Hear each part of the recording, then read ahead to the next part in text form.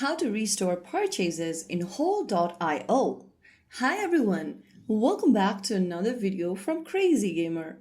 If you're playing Whole.io and want to restore your previous purchases like ad-free or premium content, then it is quick and easy, so let's get started. First of all, launch open the Whole.io game on your phone or tablets, and once you're inside the home page, go ahead and click on the gear button at the top right corner from the home screen. Soon after you do that, you'll come across this pop-up menu where you'll need to click on Restore Purchases. Once you do that, your previous purchases will be restored. And that's it, your Whole.io purchases are now restored and you can enjoy all the premium feature you previously paid for. Just make sure that you are logged in into the same account you originally purchased with.